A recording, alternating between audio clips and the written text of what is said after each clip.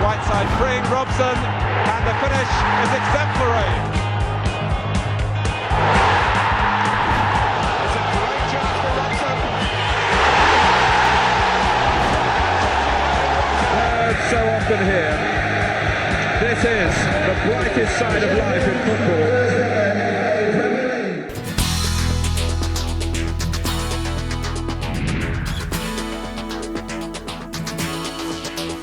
The Matt Busby days, you know, they've always had great international players with great technique. They've always played a terrific type of football. And because of that type of football, we have probably the best stadium in the world for atmosphere. And that's why we get 76,000 fans each home game.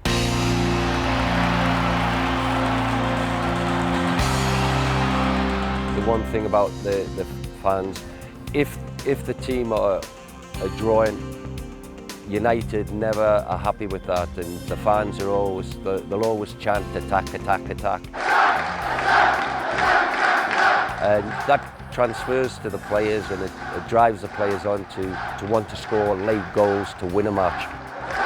Right side freeing Robson, and the finish is exemplary. Manchester United have always had great players within the club. I would say that George Best was probably the best player that's ever played for Manchester United. Or Ryan Giggs is a little bit similar to George Best because they have this great pace and balance when they're dribbling with the ball. So that makes it a really attractive game for the fans to watch. Sir Alex and his record is not surpassed by anybody else. He's just got an unbelievable record. And the reason he's got that record is because he's so passionate about football. He's such a determined player and he's a winner. And he inbreeds that into his players. He had this hairdryer treatment where he went berserk with the players. The first time I ever saw it was we were down at Wimbledon and we were getting beat 1-0 at half time. Paul McGrath was the brunt of it. The boss wasn't happy with his performance in the first half. The boss, when he used to do this hairdryer treatment, he used to cuff his suit jacket and you could see he was raging, and he'd get very close to your face, as close as that, and he'd be raging at you and telling you what you're doing wrong. When the boss had really went berserk at him, Paul just said, you know, you don't have to shout at me, I'm only here. In a way, it was frightening watching Sir Alex go off at it like that, but you know, that was part of Sir Alex's, you know, that's his makeup of how he wanted to change things at Manchester United. He wanted to make everybody more determined, more positive. He wanted strong characters. But over the last sort of 12 to 15 years, I think he's mellowed a lot in his management style, but not with young lads. Young lads, they're still always kept on the toes by the manager because he likes them to be very disciplined.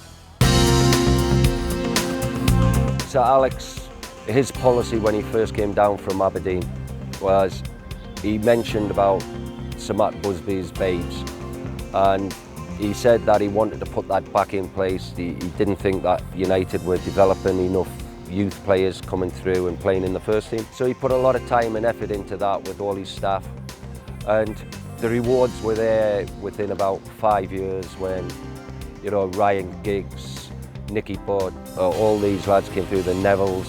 David Beckham was a little bit lightweight, and you know, he had a bit more work to do than the other boys. When he was like a 16-year-old boy, 17-year-old, I would be sitting after training and you'd be sitting having your lunch, and you'd look out the window and the person who'd still be out there practicing his free kicks would be David Beckham. So it doesn't just become a talent like that. You can't just walk up to a ball and hit a free kick like that. You know, it's practice. And that's what David Beckham, he perfected his free kicks and, you know, made him become a great player and a great ambassador for football.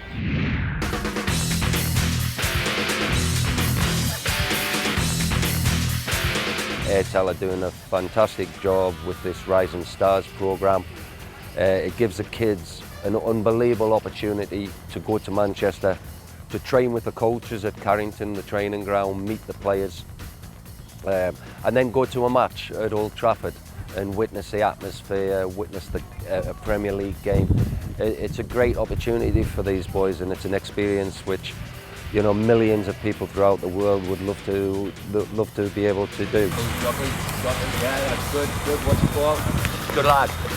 The great thing about Manchester United, they'll go all around the world to try and develop football, develop young kids in each country, and trying to bring players in from anywhere in the world. If they're good enough, they will definitely get an opportunity. I just spoke to the kids who are playing here today. This morning when I spoke to them, I said, if I was in your shoes, I would be running about trying to impress these coaches over the next 5 days.